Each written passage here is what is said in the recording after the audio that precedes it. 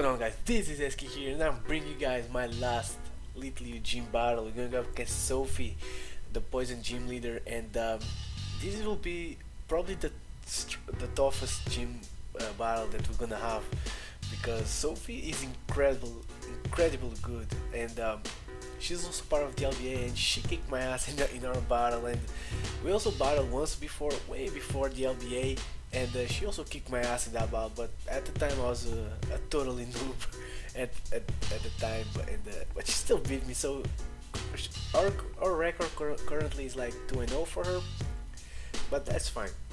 But going to this battle, I knew she was gonna be a poison gym leader, so I made some adjustments. First off, I'm gonna bring a physical life orb adamant, chlorophyll with sunny day, earthquake, and knockoff, and synthesis Venusaur, bringing special defensive, no, just physical defensive mandibles with overcoat just for a potential Among Us that she does have, Mega Metagross because it's a poison type team, my physical defensive Gastrodon because once again it's a poison type team and I resist their style, and I'm bringing Scarf Garchomp because basically Scarf Garchomp just runs through every poison Pokemon, because I don't think there's any, apart from Scolipede that can get the +1 with speed boost, there's basically no other poison type Pokemon that can outspeed Garchomp. Oh, there's also Crobat, but surprisingly enough she doesn't have any of those. I was actually expecting Scolipede for sure and Mega Venusaur as her Mega, but she actually has a rather different team that I thought. She has Drapion, Golbat, Amoonguss Core,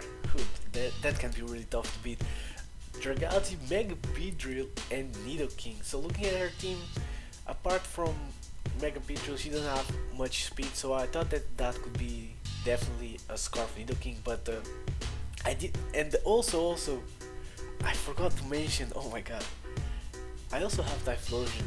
But this set I'm bringing on Typhlosion, I'm bringing a Choice Band Typhlosion, mainly because first I already beat all the 8 gym leaders that I need, and if I lose to her, I lose, it doesn't really matter because I'm already guaranteed to go to Elite 4. So this battle was just more for fun. So I asked her, I just asked her, you want Choice Specs or you want Choice Scarf?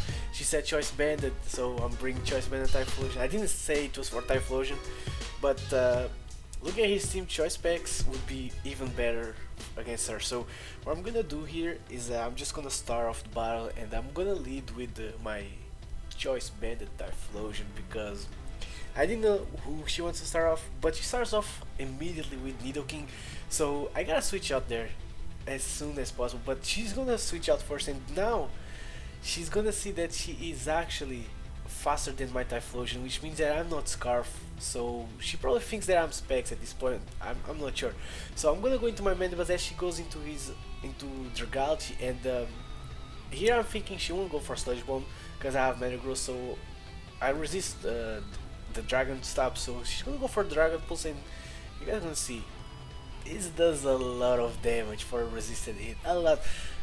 Mind that Metagross don't have the best special defense, but still almost 50%, that's insane. So I'm gonna go for that all powerful Mega Evolution. I know she's gonna switch out, so I'm gonna go for a substitute, and at this point I completely forgot that she had the Drapion in the back. So what I should have done here is just go for Meteor Mash, because basically the Golbat can't do really anything to me unless she has Infiltrate, which I doubted. So I went for a Zenith, but what I should have done is basically just go for a Meteor Mash. So here I'm just gonna go for an Earthquake because she brought this thing in, and it's the only reason is to break myself, so she is gonna stay in and I can comfortably go for an Earthquake. So she's gonna go for an Earthquake of her own, she's gonna break the sub, and what I'm gonna do is I'm just gonna take her out with the Meteor Mash just in case she wants to switch out into her Golbat to take the Earthquake.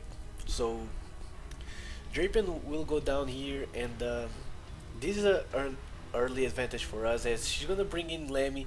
Now here I didn't know, okay, I have Mandibles to resist the Earth Power and I have a Typhlosion to resist the Fire move, so I'm gonna go into Mandibles predicting the Earth Power, but she does make the best play and go for the Flamethrower because honestly I would have to be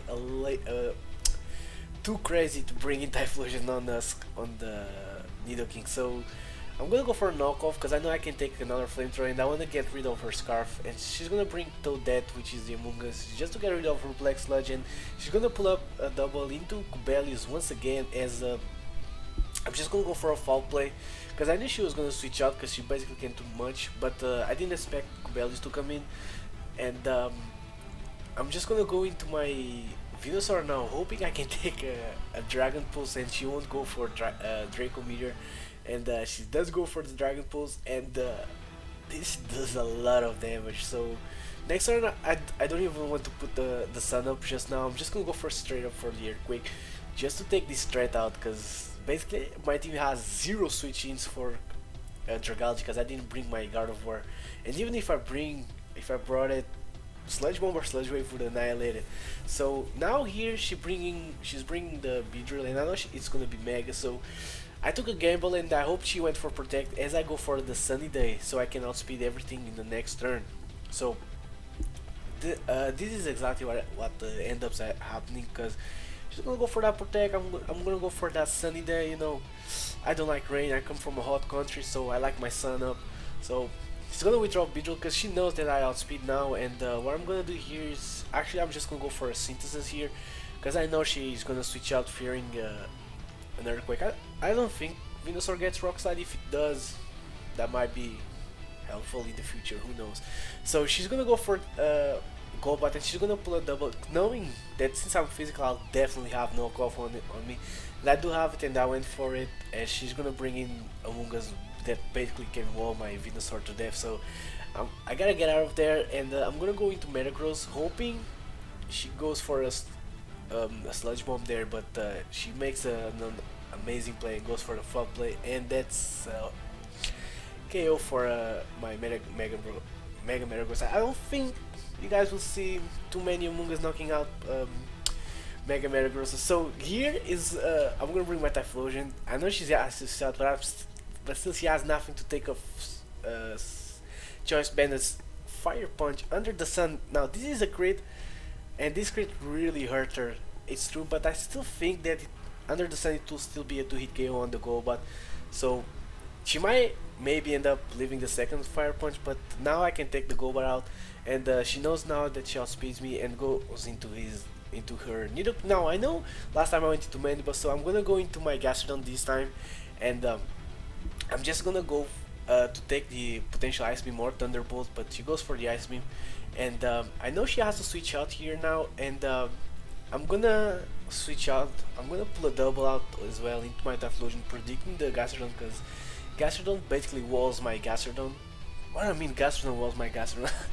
Among Us walls my Gastrodon. Oh man, I'm all over the place. So I'm gonna bring my Typhlosion again, and I'm gonna see how much this Banded Fire Punch does to this Among Us, and it's a easily 2-hit KO, but she goes for Spore here, which is fine because since I outspeed means that next turn she has to switch out, or else I don't know what else she can do to me, and I'm gonna be able to burn my mandatory sleep turn. So it's gonna bring in the Nidoking as I do burn my sleep turn. Now what I'm gonna do here is I'm gonna bring my Mandibuzz, predicting the Earth Power, because last time I brought Gastrodon.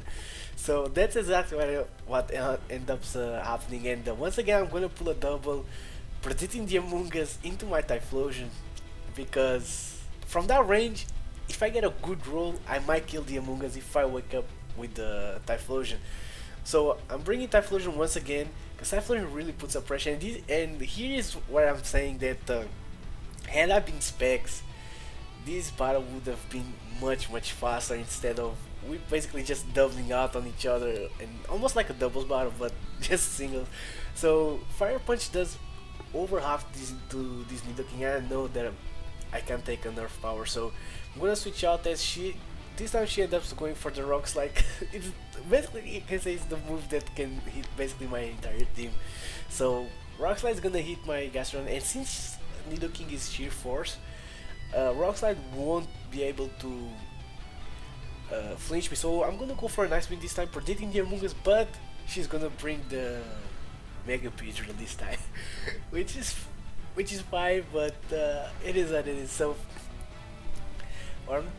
so here I'm just gonna stay in because I can't have any of my team members take a U-turn from a adaptability Beedrill, so I'm gonna stay in, and I'm just gonna go for another Ice Beam, as she's gonna bring in Toadette, and actually I went for Earth Power. I should have gone for an Ice Beam now that I think about it, and Among Us will just take this Ice Beam like it's breakfast, maybe dinner, I don't know, whatever he prefers. So I'm gonna get my leftovers recovered, and now she's gonna pull a double out into Beedrill once again, trying to catch my Typhlosion, but now, son, I went once again for the Ice Beam.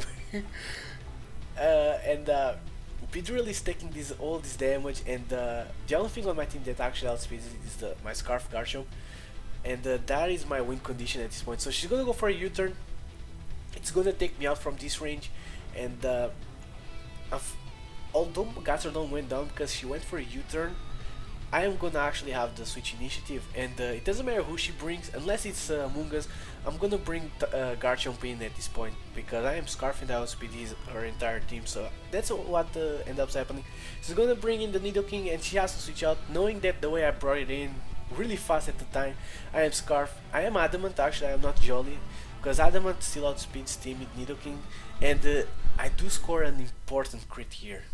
Now this crit is important because she has to switch out here to get the regenerate, or else she'll be in range of probably another Earthquake, and she has to sack either her Beedrill or her Nidoking at this point. She decided to sack Beedrill because Nidoking is Scarf as well. I'm not sure why she decided. I mean, she could have basically sacked any one of them.